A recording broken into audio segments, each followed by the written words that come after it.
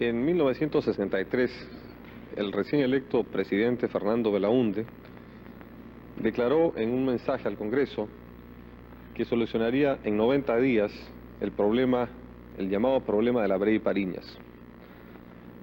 En 1968, 5 años después, él anuncia al Congreso una solución a ese problema de la Brea y Pariñas.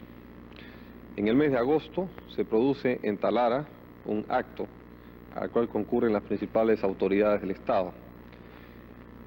Pocos días más tarde, en septiembre, se anuncia y se denuncia la desaparición de una página del contrato suscrito entre la International Petroleum y la empresa petrolera fiscal.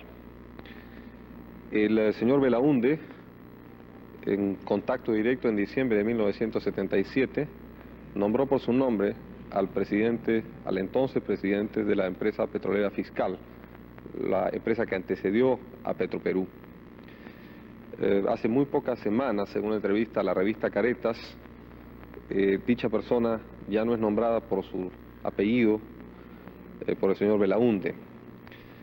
Dicha persona es el ingeniero Carlos Loret de Mola, que es la primera vez que aparece en televisión.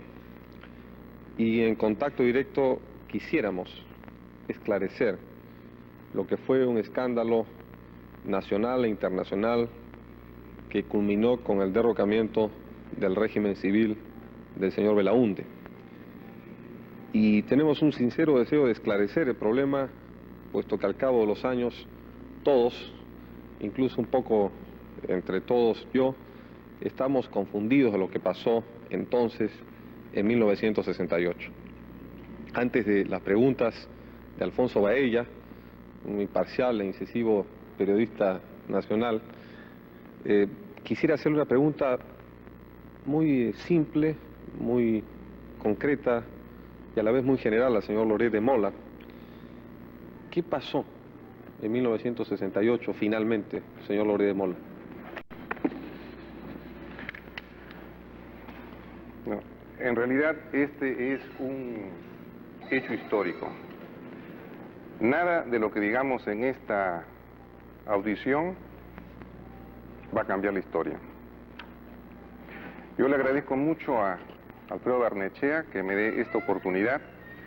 Siempre me he negado a aparecer en cualquier entrevista respecto a este asunto, que vuelvo a decir, es un hecho histórico, pero que desgraciadamente cada cierto tiempo el presidente Belaúnde de 1968, como el candidato Belaúnde de 1980, lo trae a colación, me nombra y parece como si este tema lo persiguiera. Yo nunca he tocado este tema, ni me altera mi vida común y corriente, profesional, pero en este caso creo que es oportuno que se pongan las cosas en claro. Así lo he dicho a las personas que me han interrogado y así lo he hecho saber al señor Belaúnde por carta dirigida directamente a él. Este hecho histórico lo ha recogido diversos estudiosos de la historia, diversas personalidades estudiosas de la historia. El señor Berlich de Estados Unidos, de la Universidad de Illinois, el señor Pinello de la Universidad de Princeton, ha hecho una investigación muy severa al respecto. Una revista que se llama Current History también recoge los elementos. Una firma en Los Ángeles que se llama Frank Mankiewicz también se ocupa el tema. El periodista Woodwin ha hecho un artículo muy interesante en el New Yorker en el mes de mayo de 1969. Y finalmente, en el Perú, en el libro de consulta de Bruño, que se estudia en el 6º grado de educación básica, también toca el tema, cuyo resumen en casi todos, en una u otra forma, es el siguiente. Dice, sin embargo, la complejidad del contrato y la misteriosa desaparición del documento original dieron credibilidad al cargo de que un vergonzoso fraude había sido cometido. En realidad todos coinciden en este concepto y estamos aquí en esta sesión televisada a los efectos de esclarecer en la medida de lo que yo conozco, de lo que yo pueda dar a los televidentes para hacer luz en el caso y en la medida de mis posibilidades. Y yo quisiera señalar qué ocurrió a la firma del contrato de crudos en Palacio de Gobierno. Aquella noche se firmaron dos contratos. Un contrato de gas y un contrato, diremos, de petróleo o de combustibles líquidos. Ambos contratos los llevó escritos la International Petroleum.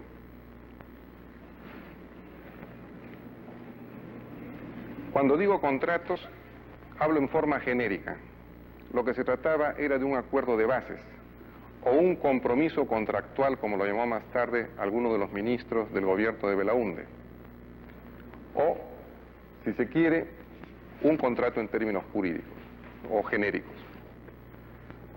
Pues bien,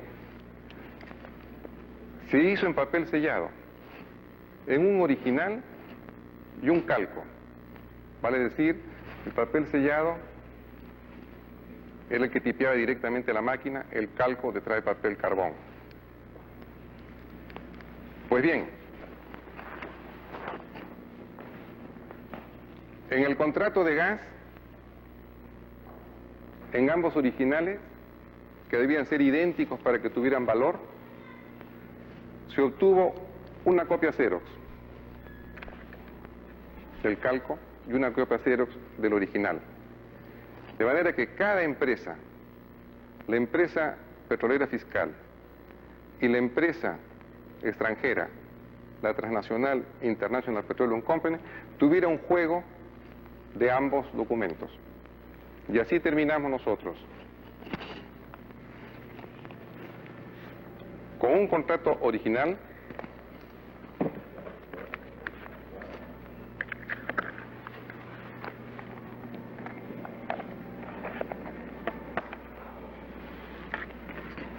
y con una copia xerográfica del calco.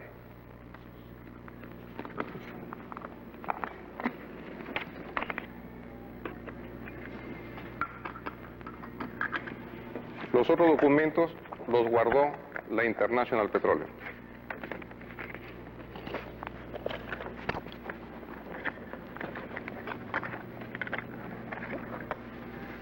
De manera que la empresa petrolera fiscal tiene un documento original firmado después en la página número 7 o 9 por el representante de la empresa petrolera fiscal, que era yo, y por el señor Espinosa, que era gerente de la empresa extranjera.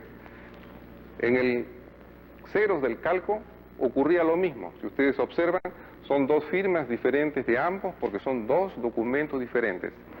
Esto está correcto. Así se firman los contratos. Sin embargo, con el problema de los combustibles o con el contrato de los combustibles fue diferente. Tomé el calco en mis manos y, como ustedes ven, son 3 pliegos de papel sellado.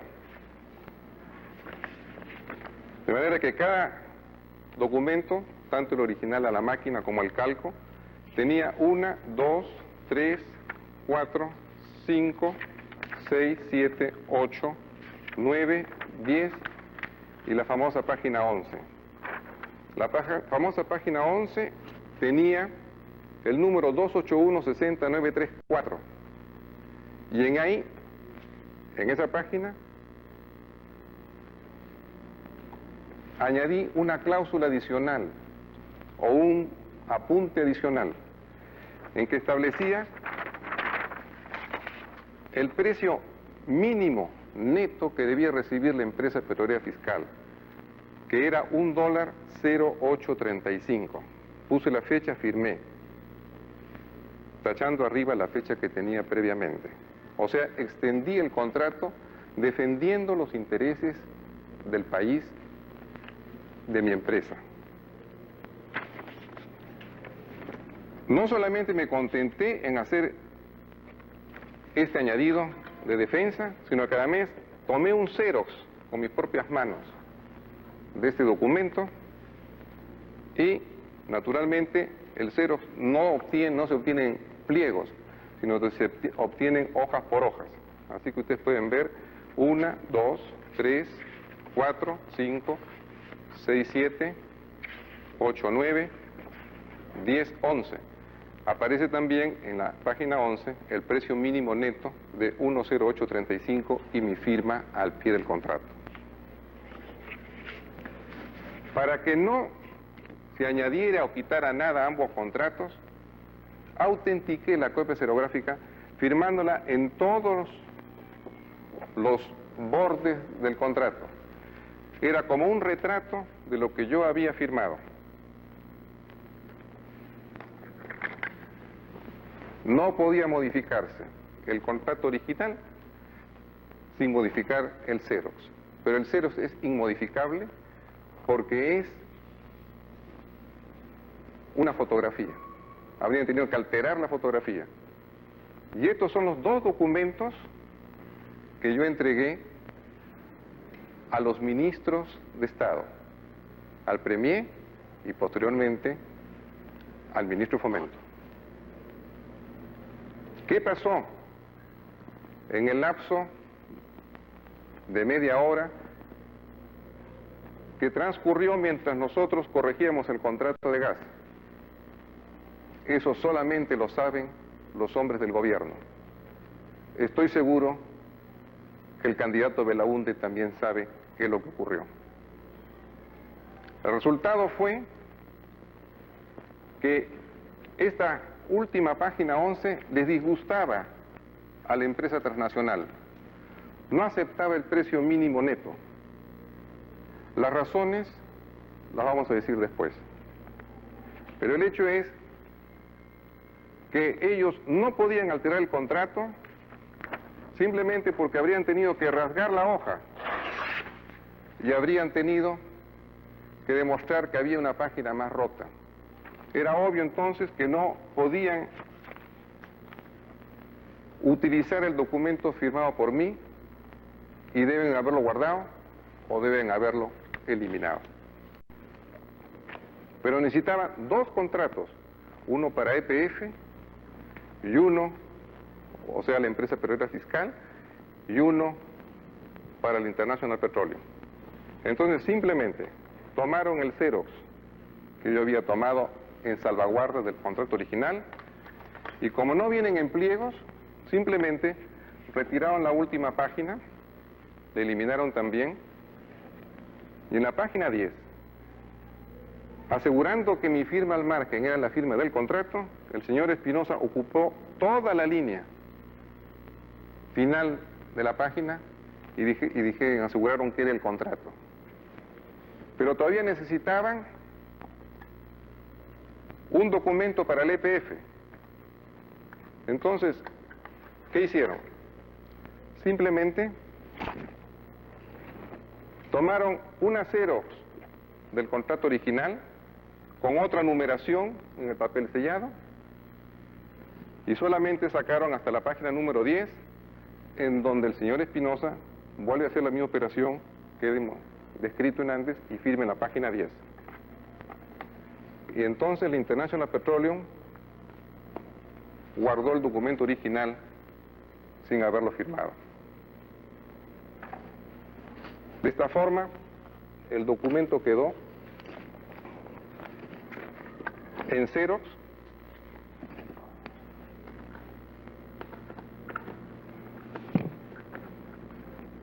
Bueno.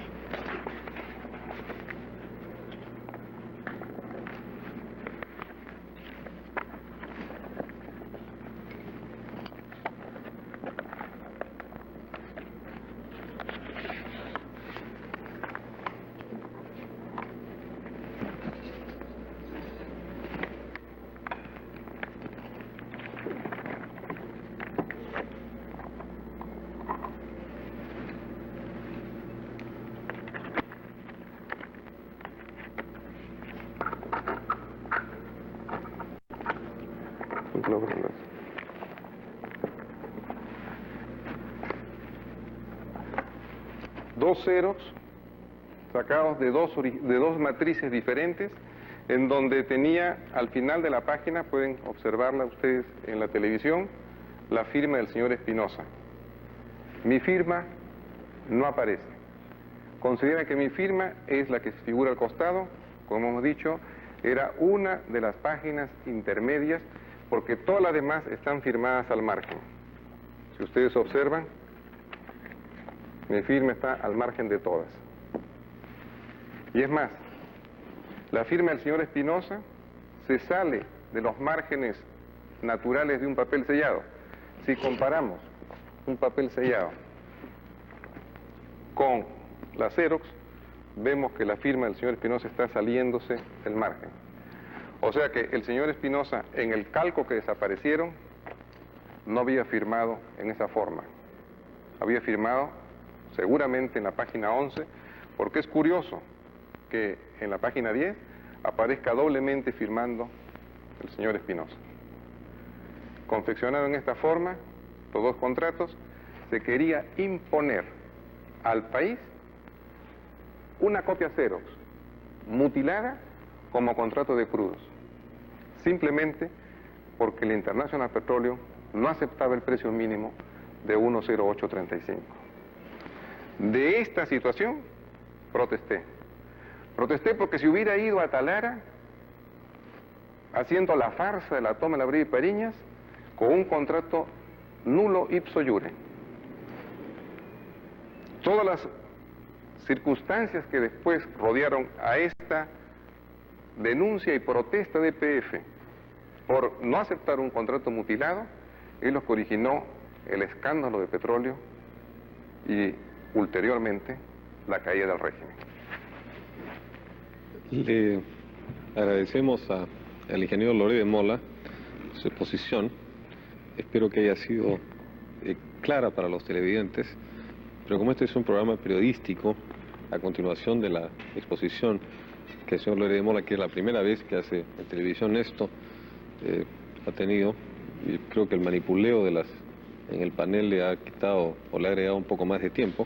Quisiera pasar a las preguntas de Alfonso Baella al ingeniero Loret de Mola sobre el tema. Señor Loret de Mola, a lo largo de sus intervenciones escritas y judiciales en torno a este problema histórico de la página 11, usted ha sostenido que la motivación que lo ha llevado a ocuparse de estas cosas es principista. Lo hace usted por amor al país. En el mes de febrero de 1969, ante una opinión pública nacional e internacional verdaderamente estupefacta, se tomó conocimiento de que el gobierno revolucionario del general Velasco, que tuvo su partida de nacimiento en el escándalo de la página 11, estaba beneficiando a la International Petroleum Company con una suma exorbitante de dinero al no cobrar el valor de los crudos de la Brida y Pariñas. Yo quisiera saber qué protesta hizo usted y en qué lugar contra este acto arbitrario y lesivo para el país por parte del régimen del general Velasco. Mire, yo no he tenido en ningún momento contacto con el régimen revolucionario. Inclusive había abierto un juicio al cual tenía yo que estar sujeto como testigo. Sin embargo, tan pronto supe lo que estaba sucediendo, fui a Palacio de Gobierno el día 26 de octubre, o sea, 23 días después que el general Velasco había tomado el poder. Y mi visita no tuvo otro objeto que prevenirlo de estas circunstancias. ¿Hizo usted público ese hecho? Es público la salida, todos ¿Se denunció ante los periódicos? No, no propiamente ante los periódicos, porque mi ánimo no es hacer escándalo. ¿No tenía usted con el general Velasco el mismo trato que tuvo usted con el arquitecto Belaunte? Bueno, en realidad ninguno me hizo caso. Si quiere usted un factor común.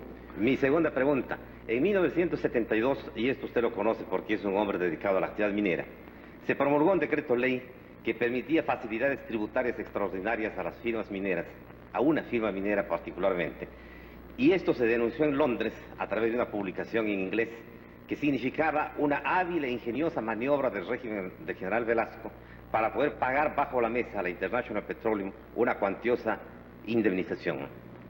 Este asunto fue denunciado en Londres, se supo en el Perú y dio marcha atrás el gobierno revolucionario. Muchos sectores civiles en el país se pronunciaron en contra de esta disposición. ¿Usted se pronunció en contra de esa medida? En realidad nosotros no podemos pronunciarnos por lo que pudo haber sido y no fue. Correcto. En 1974 se llevó a cabo el acuerdo Green Mercado, por el cual el gobierno peruano indemnizaba a la International Petroleum en forma abierta. Y este hecho sí fue denunciado en el Perú y fue motivo de un escándalo internacional. ¿Usted lo denunció? Mire, aquí confundimos varias cosas. Yo no soy ni un político, ni una persona que está tratando de ganar puntos políticos. Correcto. Yo soy un técnico que cuando me piden mi responsabilidad estoy a tono con ella.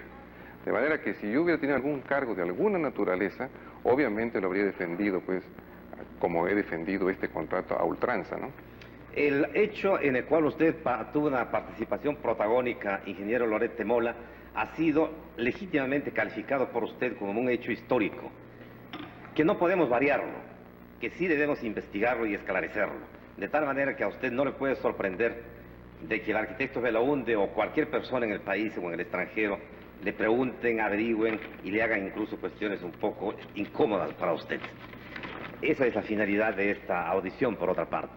Entonces, hay la idea, después de un análisis de una perspectiva histórica de estos fenómenos, que la página 11 sirvió para lo que usted ha dicho en la última parte de su primera intervención, de base a un golpe revolucionario.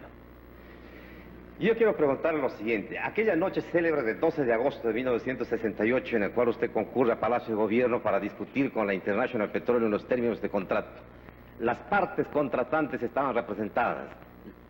La empresa petrolera fiscal por Loret de Mola y la IPC por el señor Espinosa, ¿correcto o no? Bueno, usted era el representante de la petrolera es, fiscal. claro. Usted era la persona interesada en llevar adelante este procedimiento. Así es. Usted había tenido las precauciones especiales de hacer una anotación, como usted acaba de explicarlo, en la página 11 de la sumilla de los precios en dólares. Había usted tenido el cuidado especial de ir al segundo piso a sacar las copias xerográficas. La revisión se hizo en el segundo piso. Usted la hizo personalmente porque era usted extremadamente cuidadoso. Así es. Nadie más iba a cuidar el contrato que usted. Así es. ¿Por qué lo entregó usted al doctor Estelles? Ahí está mi error, haber confiado en el gobierno de Belaúnde, pues. Entonces, en gran parte, el error es suyo. En gran parte lo he dicho públicamente. El hombre que debió cuidar la página 11 es usted. Depende, pues. No depende. Usted era el hombre de la empresa petrolera fiscal. Perdón. No estamos dividiendo dos equipos. Es un solo equipo que se llama Perú. Sí, mientras están de acuerdo Claro. con usted. Ah, bueno, pero eso es una cuestión de orden política y una responsabilidad, pues, muy grande. Mi pregunta es, Si ¿por yo qué soy, soltó si yo usted soy el el contrato? representante de la empresa petrolera fiscal y yo soy el que tengo que responder a ello, obviamente tengo que pensar que el gobierno está en el mismo sentido que mis ideas. Pero hay una cosa muy importante que usted deja de lado, y es la siguiente: que por ley de la empresa petrolera fiscal, la 14473, todos los actos de la empresa petrolera fiscal deben ser revisados y deben ser aprobados por el gobierno. Además, no es el único contrato que he firmado. He firmado un contrato con la Belco y he firmado un contrato con Golf. Y ambos contratos han seguido el mismo curso que siguieron... ¿Por adquisición de crudos? Por adquisición de crudos, por un lado, con el caso de la Golf, que inclusive exigieron hasta ley de Congreso que se obtuvo. Y además, en el caso preciso de este contrato de petróleo, era una de las condiciones que tenían que haberse para poder recuperar Brega y Pariñas. Y la intervención de la EPF no consistía en una intervención, pues, aislada de compra y venta de crudos, sino en una autorización dada por un decreto supremo del 25 de enero que se llama el 7F, en el que se consideraba que todos los actos de la empresa petrolera fiscal debían estar refrendados por el ministerio.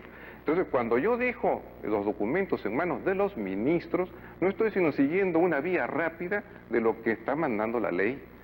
Ahora, si usted cree... ¿El señor Estelles podía tener intervención en un asunto de petróleo, siendo él el canciller? ¿Por qué lo tuvo usted que entregar al señor Estelles y no lo entregó usted al señor Carriquiri? Esa noche fue el que dirigió todo el debate, y porque yo estaba revisando con el señor Carriquiri el contrato de crudos, de gas.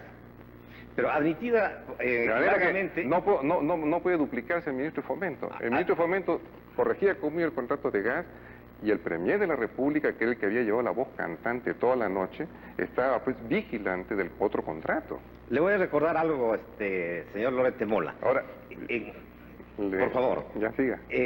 Aquella noche, usted iba con absoluta confianza en el equipo del gobierno, y por eso usted no tuvo inconveniente en dejar en manos del primer ministro que usted encontró los papeles. Eso bien claro lo he dicho en el libro. En su libro me parece a mí desprender otra cosa.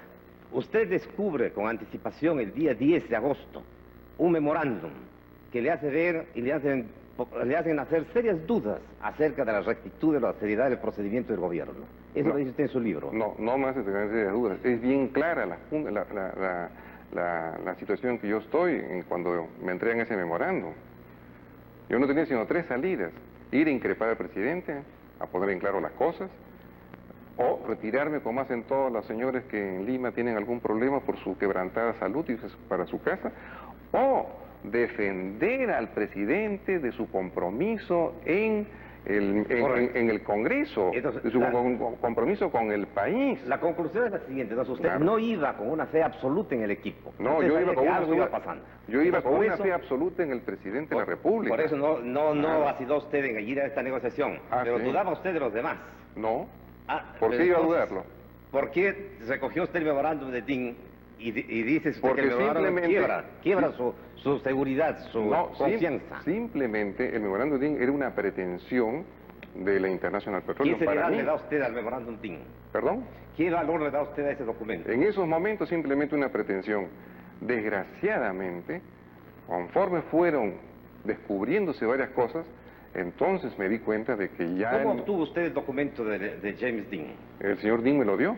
¿En qué circunstancias? En esos momentos seré un poco más... no sea usted explícito. extenso, sino preciso. Bueno, para resumir, el presidente de la República los había votado de Palacio porque se propasaron en unas frases, y el presidente de la República nos pidió que fuéramos a seguir esa negociación. seguir las negociaciones.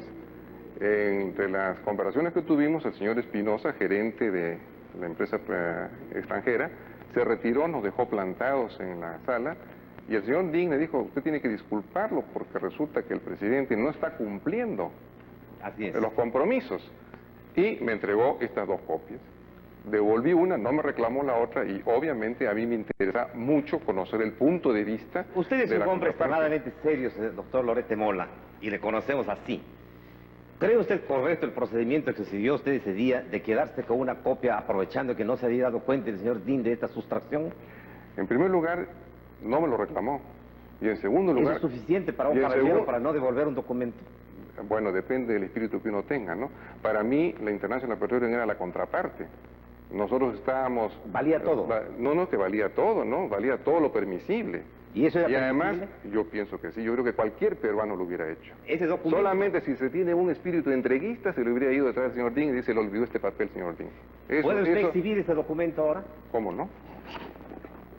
Quiero aprovechar el minuto para seguir yo explicando mi punto de vista. Ese documento que le sirve a usted como cabeza de proceso para sentar un clima de desconfianza en las negociaciones que llevaba adelante Belaúnde Terry, es un documento que no tiene membrete, que no tiene firmas, que no tiene ningún valor identificatorio. Es posible, quiero usted enseñar a las cámaras, es posible que un documento de esta naturaleza pueda ser exhibido en una negociación o un análisis histórico de tanta trascendencia como un documento de valor. ¿Esa es su pregunta, señor Valle? Sí. Su respuesta, señor Loret de Mola. Mi respuesta es sí, no en el documento, sino en los hechos. Si nosotros hacemos un resumen de este documento, podemos ver varias cosas. Por favor, si la cámara puede volver a... Yo no he pedido un análisis del documento porque voy a perder mis últimos minutos para hacer unas preguntas. Minutos que yo te puedo conceder después, Alfonso, Perfecto, pero quisiera que el ingeniero Loret de Mola, sintéticamente, eso sí, ingeniero... Está sintetizado. El memorando Dean tiene este resumen. Devolución de la Bría y Pariñas y entrega a la superficie. ¿Versus qué? Versus condonación de los adeudos. Versus la compra de petróleo a precios aceptables. Versus la concesión de refinación y manufactura. Concesión de almacenamiento y distribución. Liberación de impuestos de importación. Transferencia a todo el personal sobrante. 1 millón de hectáreas en la selva. aprobación del Congreso y simultaneidad de los acuerdos. Cuando hemos llegado a Talara, solamente estaba en el acta de Talara y solamente se conocía en el país la devolución de la Brea y Pariñas, la entrega de la superficie, la condonación de los adeudos, que es discutible porque era pues una compensación entre incógnitas entre la superficie y los adeudos que no se conocían, y los precios aceptables con $0.0835 en la página 11.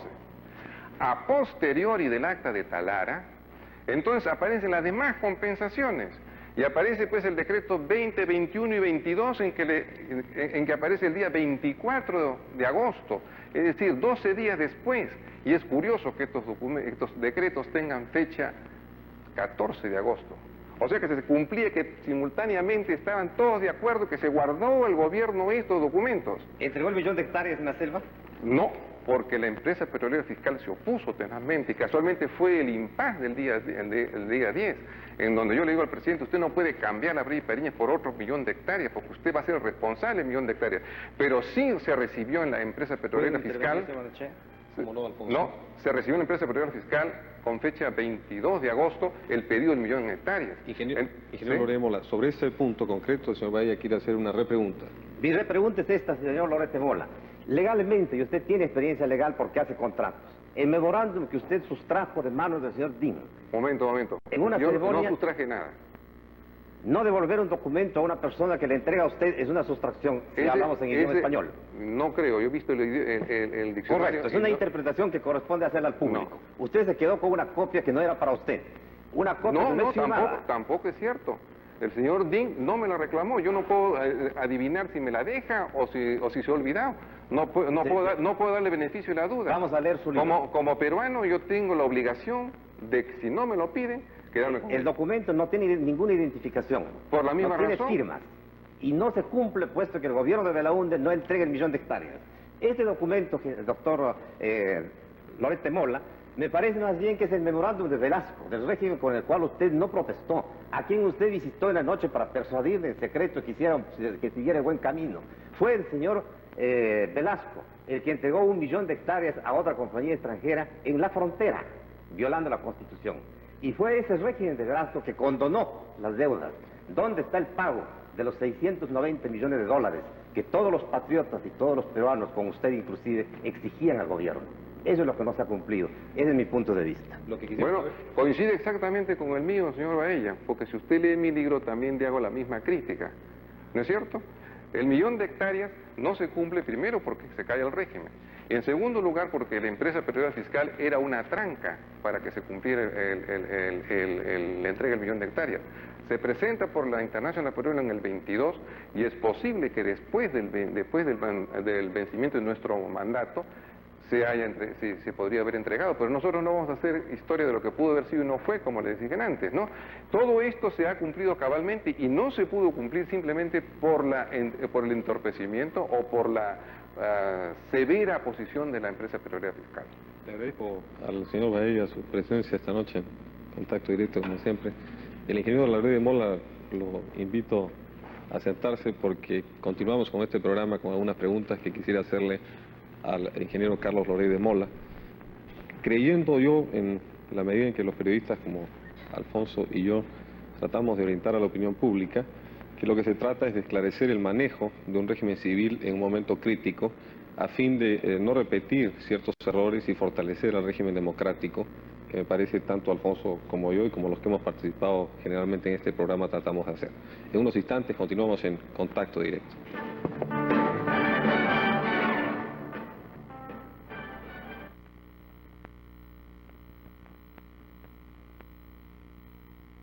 Hogar presenta a su artista exclusiva, Verónica Castro. En una realidad.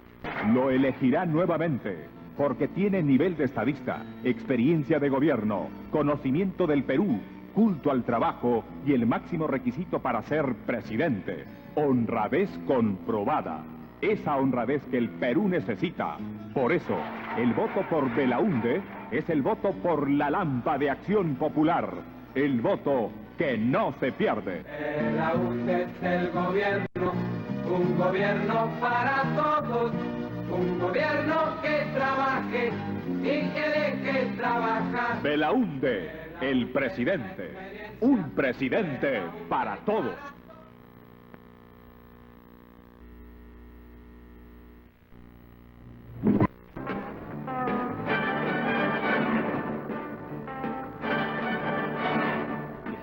Ingeniero Loret de Mola, yo quisiera hacer...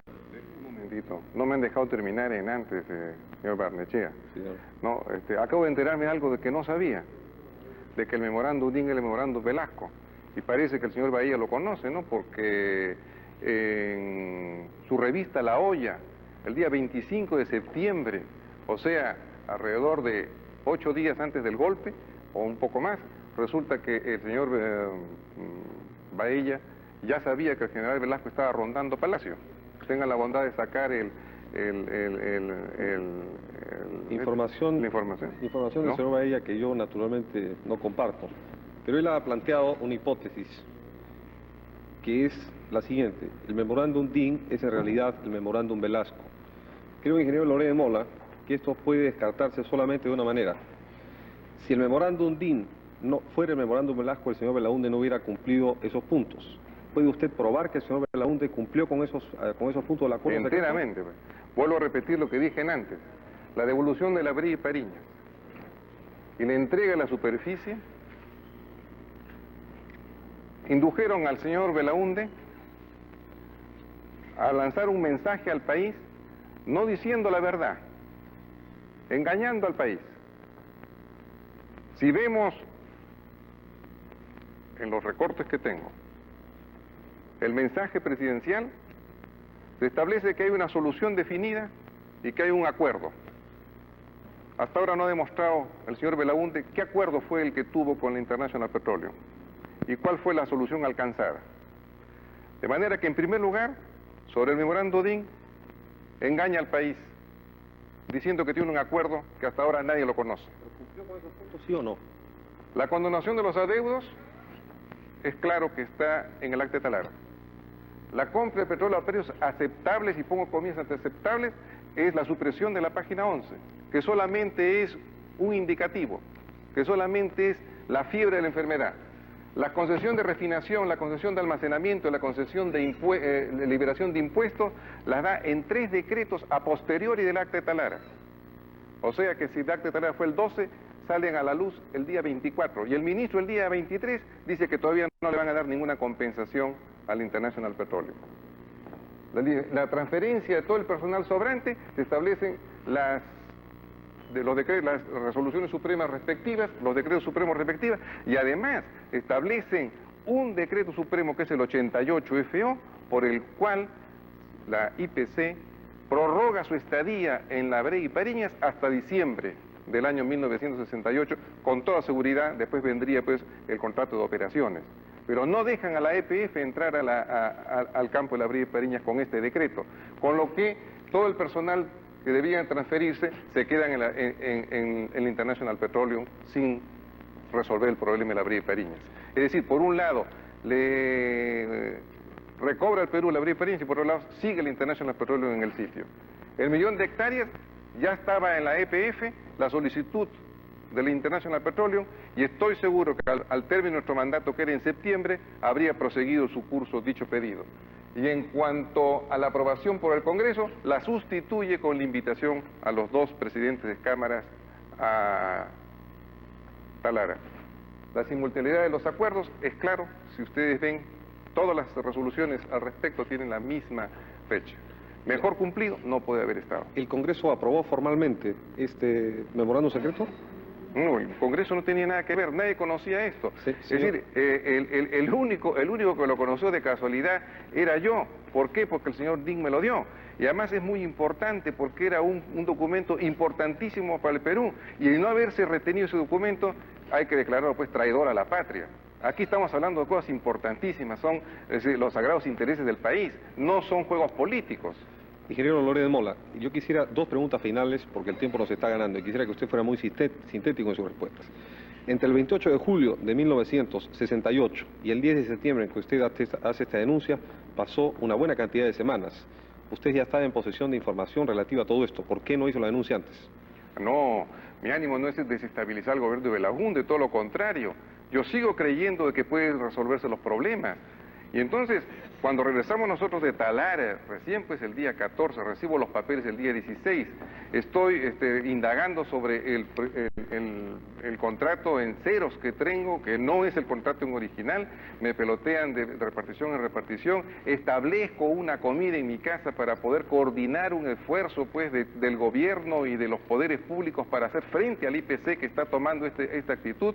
Voy a Talara el día 19 y el día 20 y enseguida sigo indagando toda la semana posterior que desemboca el día 2 de septiembre en Palacio de Gobierno cuando el presidente me dice venga usted el 4 después del acuerdo de fomento para poder resolver este problema. Y recién el 3 de septiembre, cuando la negativa del International Petroleum a considerar el 10835 en una carta formal que la tengo, que la puedo mostrar, ¿no? Recién el 3 de septiembre ya constato que hay los dos documentos en Xerox y los dos documentos también con la página faltante. El día 5, obviamente, ya compruebo que el gobierno insiste por un camino equivocado y renuncio a la petrolera. De modo que usted responsabiliza directamente de esto al presidente Belaúnde. Enteramente. Él tomó la responsabilidad del petróleo desde antes de ser presidente, en su campaña política. Y todos sus ministros y toda la gente que giró alrededor del señor Belaúnde tuvieron que hacer lo que él quería. Porque era muy sencillo, cuando yo denuncio que falta una página en el contrato, era llamarme a Palacio y decirme, oye, usted ingeniero, ¿qué significa esto? Como presidente debió hacerlo. ¿Él pudo ordenar la toma de Talara como se hizo pocos días después del golpe? Definitivamente. Si él, cambie usted la figura, ¿no? El presidente de la empresa petrolera fiscal dice que hay una anomalía en el contrato de crudos, el presidente de la República toma cartas en el asunto y el presidente de la República ordena al general Velasco tomar Talara. Entonces era obvio que el señor Belaúnde pudo de alguna manera evitar el golpe de Estado y pudo también recuperar Talara integralmente. Ingeniero Loret de Mola, le agradezco mucho, estoy en el límite del tiempo. Nosotros quisiéramos antes de despedirnos decir simplemente lo siguiente. Así como hemos invitado al ingeniero Loret de Mola, el señor Belaúnde sabe que como en diciembre del 77, en que hizo su reentré en la política peruana, tiene abierto este programa no solamente para esclarecer sino otros temas. Eso ha sido todo por esta noche, amigos, y estaremos con ustedes el próximo domingo en Contacto Directo. Muy buenas noches.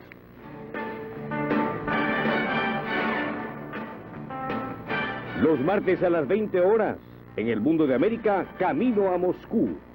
Y este miércoles a las 20 horas, en nuestro ciclo Gran Evento, Ike Eisenhower.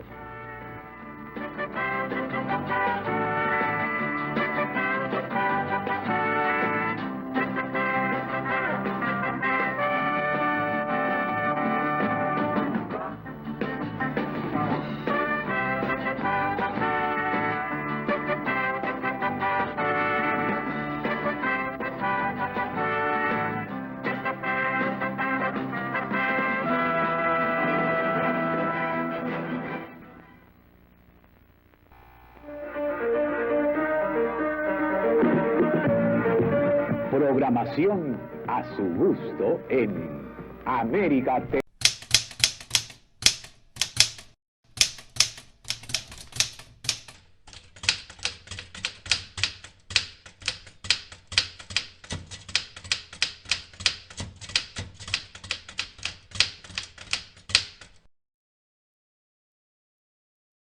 Buenas noches, amables televidentes. El programa de hoy lo va a dedicar a Acción Popular a levantar una infamia. Esta noche vamos a hablar de la página 11. Hemos decidido ocuparnos de este tema porque recientemente nuestros adversarios políticos han empezado a tratar de reactualizar un hecho que intrínsecamente no tiene otro valor que una anécdota. Una anécdota, sin embargo, que fue causa desencadenante del golpe del 3 de octubre de 1968, que puso fin al gobierno constitucional de Fernando Belaúnde Terres. El objeto de este programa también es de levantar los cargos que se insinúan en contra de la honestidad y la rectitud de proceder del presidente Belaúnde y de los hombres que integramos Acción Popular. En un programa televisado reciente, con un evidente contacto directo con tiendas políticas adversarias, se han lanzado innobles ataques contra la memoria de dos insignes peruanos víctimas de la dictadura que murieron en el exilio. Me refiero al ingeniero Pablo Carriquiri Maurer y al doctor Osvaldo Erceyes, quienes a raíz de este mismo escándalo, protagonizado por el mismo instrumento que manipularon los golpistas el 3 de octubre, vuelve a la actualidad para atacar ignoblemente a quien no se puede defender. Ataques tan torpes y demagógicos como este nos dan un claro indicio que quienes acusan a los hombres de Acción Popular de extraviar una página imaginaria son ellos los que están perdiendo los papeles ante su inminente derrota electoral. Pero antes de dar respuesta a estos infundios, conviene hacer una breve reseña histórica. El 13 de agosto de 1968, Fernando Belaúnde Terry puso fin a un largo conflicto que había venido aquejando a la República desde hacía más de 40 años. El problema de la tenencia ilegal de los yacimientos de La Brea y Pariñas en manos de una poderosa empresa extranjera.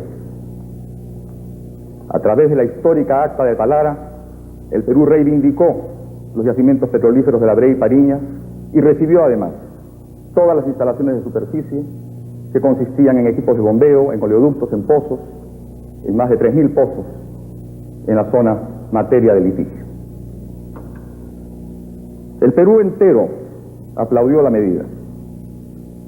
Todos los medios de difusión dieron cuenta de este acto patriótico en el cual se hicieron presentes con Belaúnde su gabinete ministerial, incluyendo a los 3 ministros de la Fuerza Armada y a los presidentes de la Cámara de Senadores, doctor Andrés Townsend, y de la Cámara de Diputados, doctor Tos Largo.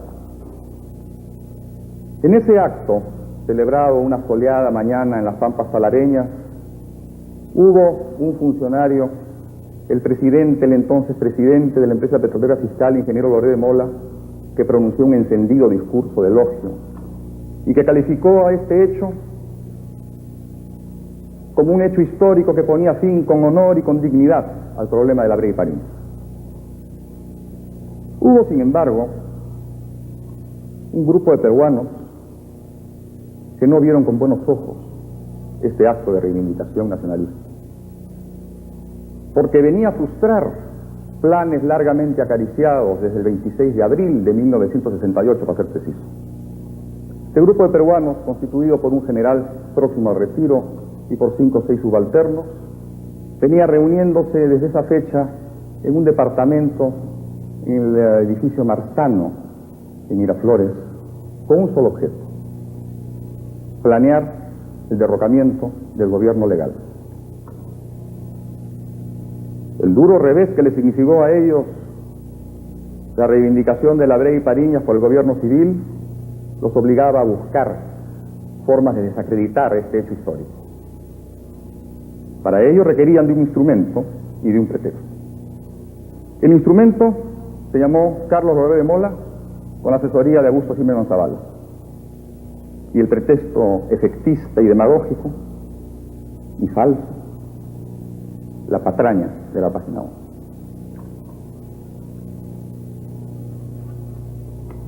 Faltando ahora menos de un mes para el acto electoral que habrá de restituir a Belaúnde en la presidencia de la República, surgen nuevamente las calumnias y las diatribas. Desesperadamente se echa mano de la famosa página 11, instrumentada por el mismo político frustrado que fue manipulado en el 68 por los golpistas. En un servil afán de notoriedad, el señor Loré de Mola no vacila en agraviar a 2 ilustres compatriotas fallecidos en el exilio, como dijo.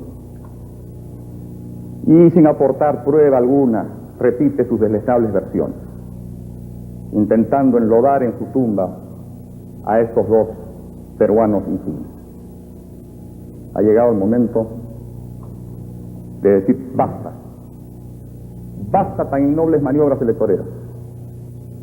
Acción Popular, que no tiene por qué contestar, que no tiene por qué probar la inexistencia de lo que no existe, quiere sin embargo traer este programa al hijo mayor del recordado ministro de Fomento, Pablo Carriquiri Maurer. Así es que esta noche voy a dejarle la palabra al arquitecto Pablo Carriquiri Blondé, quien va a hacer una exposición detallada y va a poner punto final a este infundio.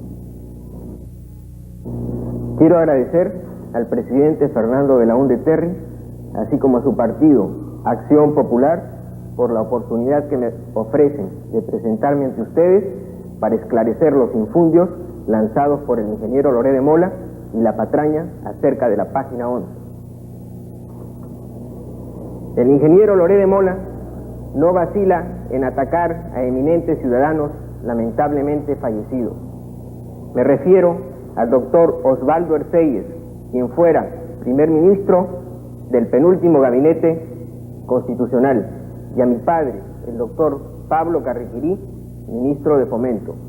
El ingeniero Loré de Mola acusa a estos ciudadanos de haberle escatimado una página del contrato que la noche del 12 al 13 de agosto de 1968 negociaba con el señor Fernando Espinosa, gerente general de International Petroleum Company en Palacio de Gobierno. Seguramente piensa el ingeniero Carlos Loré de Mola que como se refiere y acusa a personas muertas, sus acusaciones quedarán en el aire, pero se equivoca el ingeniero Loré de Mola. Para eso estoy yo aquí, y para eso mi padre dejó un testimonio, y en base a este testimonio voy a refutar las apreciaciones y las acusaciones del ingeniero Loré de Mola y su patraña de la página 11. La gente hasta ahora se pregunta, ¿qué cosa es la página 11? ¿Qué cosa contenía la página 11? Hagamos una reseña. Como he dicho, se encontraba negociando el ingeniero Loré de Mola con el señor Espinosa dos contratos, un contrato de gas y un contrato de crudos. Nos dice el ingeniero Loré de Mola que esa noche a él le sustrajeron una página del contrato de crudos que negociaba con el señor Espinosa. Analicemos lo que contenía. Según el ingeniero Loré de Mola, en esa página había puesto de su puño y letra una sumilla en la que se indicaba el precio neto de petróleo que recibiría la empresa petrolera fiscal. La suma era de $1.0835. Esto querría decir que el ingeniero Loré de Mola estaba introduciendo una nueva cláusula al contrato, algo que evidentemente no estaba contenido dentro del contrato, porque por eso la introducía, para que sea una cosa útil. Pero veamos, analicemos el contrato. El beneficio mínimo de $1.0835 para el Estado, una vez deducido del precio base de $2.30, el 10% por gran volumen, los 10 centavos por tonelaje y manipuleo, el 45% como máximo por contrato de servicios, consta, expresa y matemáticamente en las cláusulas cuarta, sexta, novena y décima del contrato. Por consiguiente, la página 11 de Loré de Mola, de haber existido, que nunca existió contractualmente, porque no ha sido vista por nadie, sino por el señor Loré de Mola, sería completamente inútil, porque la anotación de Loré de Mola no haría sino repetir lo que aparece en las páginas 2, 4, 6 y 7 del proyecto de contrato. Posteriormente se dijo que el expresidente de Empresa Petrolera Fiscal había agregado que los precios tenían que ser en dólares y no en soles, para evitar el peligro de una devaluación.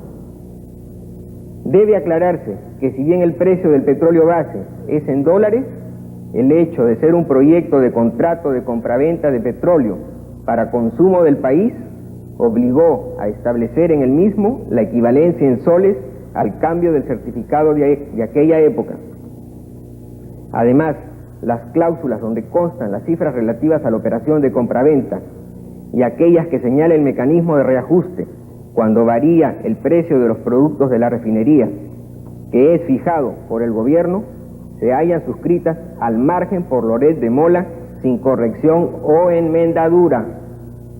Mal puede aseverar que en página aparte hubiera hecho modificaciones a cláusulas tan importantes sin que en dichas cláusulas haga la menor anotación. Algo más, esta supuesta sumilla escrita por Loret de Mola en la página 11 no servía absolutamente para nada. ¿Por qué? Porque según el propio Loret de Mola reconoce, no estaba rubricada al margen ni suscrita la página por el señor Fernando Espinosa, gerente general de International Petroleum Company. Para que un contrato tenga validez, debe ser suscrito por las dos partes. Esto ha llevado al doctor Guillermo Hoyos Osores a decir que la supuesta sumilla del ingeniero Loret de Mola bien pudo haberla escrita en la pared de su casa o en el puño de su camisa. Es más, cuando la IPC presenta después del golpe al juez que investigaba el escándalo de la página 11 su original, vemos que en este no existe ninguna sumilla en la página 11. Conocemos entonces qué cosa contenía la supuesta página 11. Analicemos ahora cuándo el ingeniero Loret de Mola se da cuenta que le falta la página 11 de su ejemplar del contrato que negociaba con el ingeniero Espinosa. Leamos la edición del diario El Comercio del día 2 de octubre de 1968. Entrevista a Carlos Loret de Mola. Pregunta el periodista: ¿cuándo reparó usted en el hecho de la falta de la página 11? Contesta Loret de Mola: voy a explicárselo.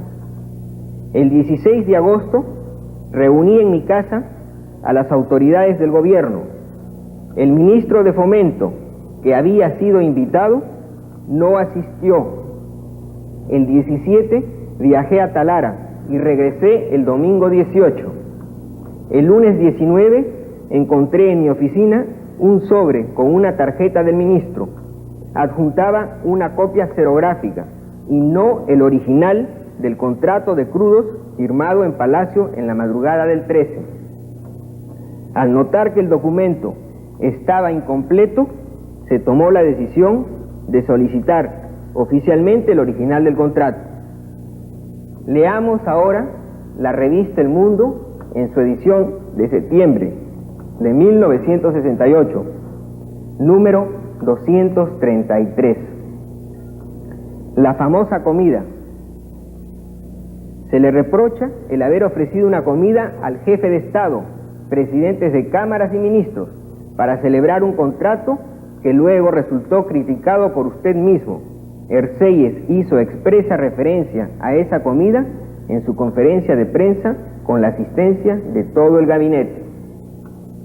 Contesta Loret de Mola: la comida protocolar realizada el 16 de agosto en mi casa, con la presencia de las máximas autoridades del Poder Ejecutivo y del Poder Legislativo, no tuvo otro objeto que recalcar a través de los directores allí presentes la grave responsabilidad que habíamos asumido en La Brea y Pariñas y la necesidad imperiosa de contar con el apoyo y colaboración de ambos poderes.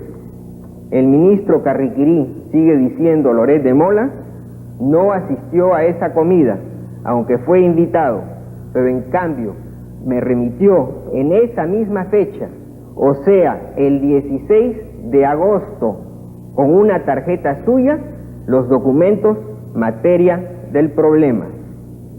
Es evidentísimo, por propia confesión del ingeniero Carlos Loret de Mola, en estas publicaciones, que él reconoce que a más tardar el día 19 de agosto de 1968, tenía conocimiento que al proyecto de contrato que el ministro de Fomento le remite, le faltaba, según él, una hoja, y no hizo mención de este hecho en la comida que le ofrece al presidente de la República por haberse realizado esta el 16 de agosto. Pero Loret de Mola miente, y aquí está la prueba. La verdad es que la famosa comida tuvo lugar el 23 y no el 16, como Loret de Mola quiere hacernos creer, para justificar su inexplicable largo silencio y acreditar la patraña de la página 11. Querido Paul, estas líneas te las envío para recordarte que el viernes 23 a las 9 p.m. le ofrezco una comida al presidente de la República en mi casa. Ayer, al fijarme el presidente esa fecha, te envié un mensaje telefónico que espero hayas recibido. Un estrecho abrazo. Aparece la firma del ingeniero Loret de Mola. Traje smoking, pone la dirección de su casa. Esta es la invitación original, no es una copia Xerox, está rubricada por el ingeniero Loret de Mola, quien la envía.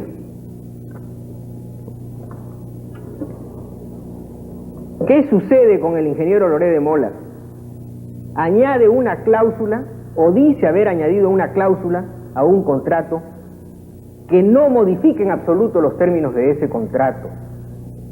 Cuando los periodistas le preguntan cuándo fue la famosa comida, tergiversa la fecha en que realmente se realizó. Pero continuemos. Durante esa comida, Loret de Mola, a pesar que por propia confesión sabía que le faltaba una página a su contrato, no se lo menciona al presidente de la República, no se lo menciona al presidente de la Cámara de Senadores, ni al presidente de la Cámara de Diputados, ni a los señores ministros allí presentes, ni a los miembros del directorio de Empresa Petrolera Fiscal. Tampoco lo menciona al gerente de International Petroleum Company, en la nota que le dirigió el 26 de agosto, remitiéndole un proyecto de bases para la ejecución del contrato de crudos. Ni hizo la menor referencia a la página 11 en el texto de su renuncia a la presidencia de Empresa Petrolera Fiscal, presentada el 7 de septiembre de 1968. Esta comunicación tiene 9 carillas y en ella se aduce, para justificarla, hasta los motivos más futiles. ¿Cuándo denuncia el ingeniero Loret de Mola la desaparición de la página 11? Lo hace cuando ha dejado de pertenecer al directorio de la Empresa Petrolera Fiscal, cuando el señor Loret de Mola es un ciudadano común y corriente, cuando ya no defiende los intereses de la Empresa Petrolera Fiscal, sino defiende sus intereses, o sabe Dios los de quién.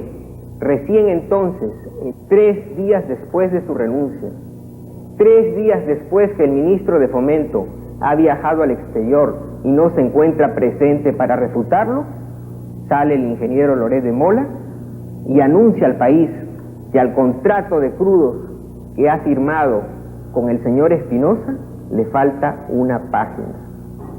Pero no dice qué cosa contenía esta página. Indujo debidamente al público a sacar sus propias conclusiones. Recién, 3 días después, a raíz de la intervención del ministro de Hacienda en un programa televisivo, dice Loret de Mola que esa página 11 contenía la sumilla que hemos analizado y que hemos demostrado no servía absolutamente para nada. ¿A quién beneficiaba la desaparición de la página 11? Loret de Mola no la hacía como presidente de la Empresa Petrolera Fiscal, cargo al que había renunciado varios días antes. Evidentemente, el señor Loret de Mola hablaba al público como un ciudadano particular. Pero nos damos cuenta que no solamente el ingeniero Loret de Mola tenía interés en la denuncia de esa página. Los otros beneficiados de esa patraña vinieron a salir a la luz pública 3 semanas después, el 3 de octubre de 1968. 3 semanas después, el 3 de octubre de 1968.